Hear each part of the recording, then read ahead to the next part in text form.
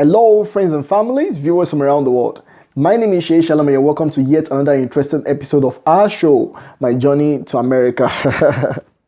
Wow, I'm so glad to have you all enjoy this show, and I hope that this program benefits you a lot.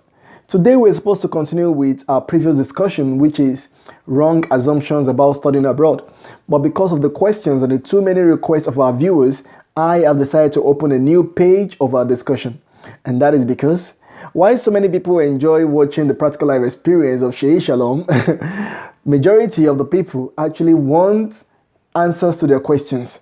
How can I get my place in the United States of America? And that is all they want to hear. So I have decided to give them answers. But I just want to say this very quickly. If you really want answers to your questions as quick as possible, and you cannot wait for the next episode of this show, My Journey to America, please, you're free to shoot me an email anytime possible, and I will be glad to respond to your email. My email is info@sheishalom.org. Once you send me the email, I will respond to the email. I may not be able to respond as quick as you expect, but I will definitely respond to your emails. And I'm here because of you, so don't expect anything less. Well, because of our time, I would like us to continue very quickly with today's discussion. And today we are going to be discussing why you don't need an agent to study abroad.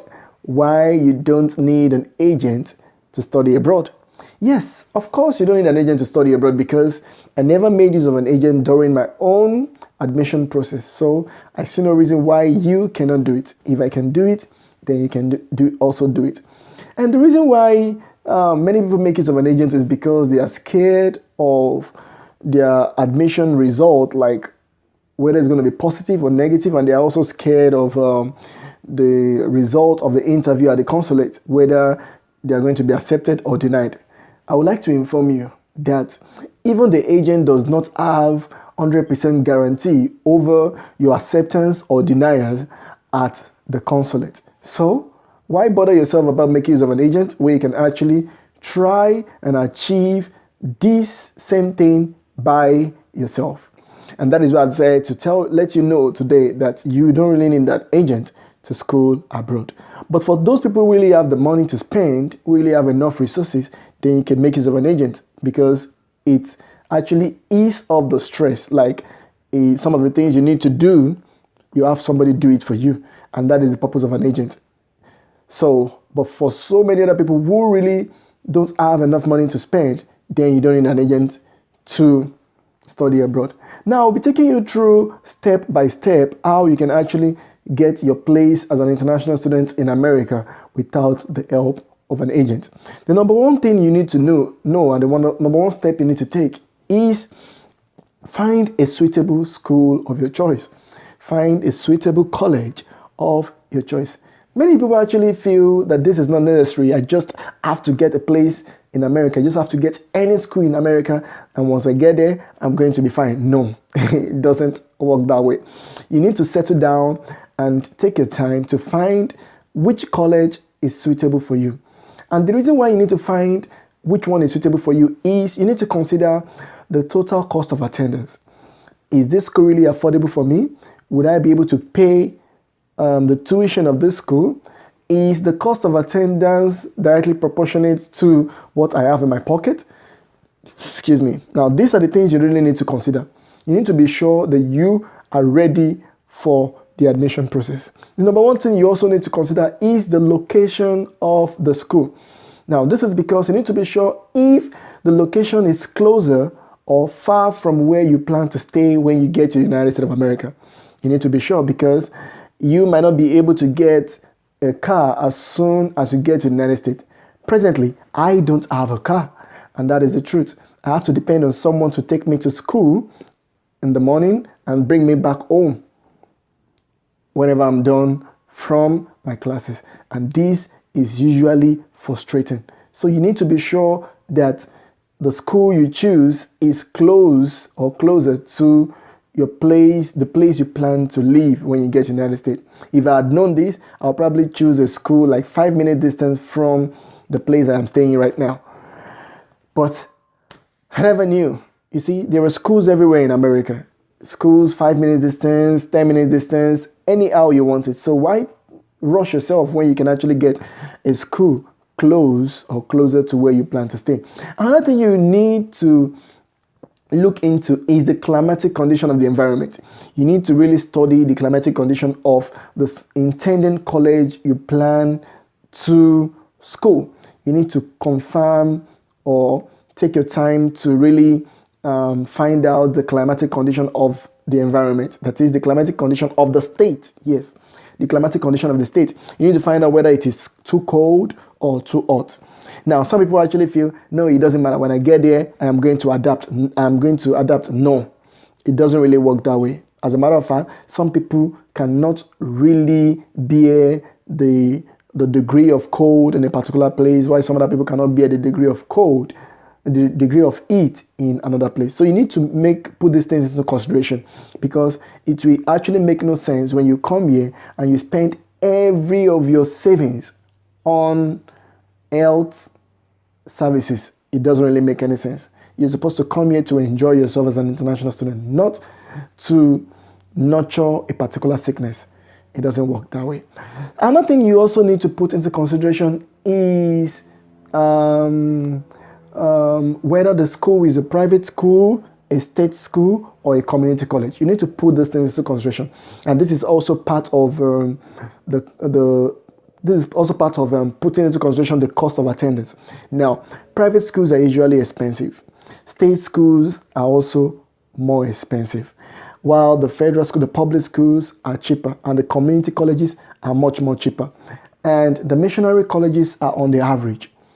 They are neither too cheap or too expensive. So you need to consider, which one do I need, or which one can I really afford, or which one is really suitable for me. Now, you also need to put into consideration if the school if the college you intend to attend actually have scholarship availability for international students. You also need to put this into consideration. So people don't put this into consideration, and so many schools in the United States don't have scholarships for international schools. Why? Some schools have scholarships for international students. So you need to put this into consideration so you don't bite your fingers when you finally get here. Yes, these are some of the things I never knew, so I don't want any other person to make such mistakes. So be prepared. You're all free to ask me questions, and I will be free to answer you. And another step you need to take while trying to get your place in the United States of America as an international student is to apply to the school. Don't waste any more time. Just apply to the school. Even when you have not written the necessary exams and you don't know what next to do or stuff like that, just apply to the school. That is the next thing to do, because there are so many other processes that takes much more time. Applying to the school does not really take time. So apply to the school as soon as you can. And while you have applied to the school, the next thing you need to do is to get yourself connected to an international counselor. You need to get yourself connected to an international counselor. It makes things easier. The international counselor would always be available for you to answer any question that maybe you are confused at a particular point and you need quick response to a particular question. All you need to do is pick up your phone and call your international counselor. Some international counselors can even give you their direct numbers. So that is what makes it fun when trying to apply to American colleges. As a matter of fact, I remember during my time when I was applying to the school I am currently in right now, I always have fun with my counselors, and I thank God that my counselor is always available to give me answers. So you also can get connected to your counselor, and when you're talking to your counselor, ensure that you are free as possible. Don't be scared that the question you're about to ask is foolish, or you are actually brave that the question you're about to ask is too wise. No, they are not concerned about that. They are ready to give you answers whether you think it's foolish or not, because they actually feel the way they are trained is you are asking a particular question because you need answers. So do not be scared to ask them questions. I think I still have more time, so let me just discuss the next step that you need to take. The next step you need to take is write the necessary exams. Now, if you are applying as an undergraduate student, there are some exams that you need to take.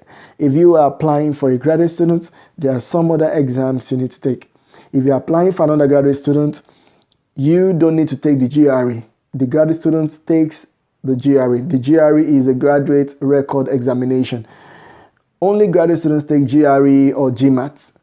And for anyone who takes either of the exams, you are also required to take TOEFL, which is TOEFL, the TOEFL. Everyone is required to take the TOEFL. Well, then for undergraduate students, you are required to take the SAT exam, which is compulsory for you. Some colleges, interestingly, some colleges don't need either of these exams, but many people don't know, and that is why it is important for you to get the right orientation. As a matter of fact, when I wrote my own TOEFL examination, I did not meet up to the cutoff mark, but yet I get my place to the present school I am in right now. And this is because when I got down here to the States, all I needed to do was to take a prerequisite on English language. And after taking the prerequisite, I was free from TOEFL. But the reason why it is important for you to prepare well for your TOEFL and pass it is because it costs much more to take the prerequisite than writing the TOEFL. The TOEFL only costs, I think, $250 or thereabout. So that is that about that. Well, I think we have come to the end of today's episode of the program because I actually planned on taking this show to a length of about 15 minutes. And I think we are almost close to 15 minutes. The next time we meet, we'll be talking about the next steps that you need to take before, finding your place into the United States of America, or before actually getting admitted into American colleges. We'll be talking about your visa application and some other things. Well, I think they are all pretty easy steps to take, and I don't think it is anything difficult for any of you out there to actually achieve, because if I can achieve it, because my dear, I'm not really that kind of brilliant chap that you think I am. So if I can achieve it, then you can also achieve it. Thank you very much for being with me on this show. My name is Sheyi Shalom, and I'm here to answer your questions and share my true life experience of my journey to America. Please like and subscribe to my YouTube channel, and if you have any objection or contribution to whatever I've discussed here today, please feel free to comment in the comment box below, and I would appreciate to respond to your comments. And for those who really want quick answers, you can send me emails to info@sheyishalom.org, and I'll be more than glad to respond to your emails. Thank you very much for being part of this show. Once again, my name is Sheyi Shalom. Thank you.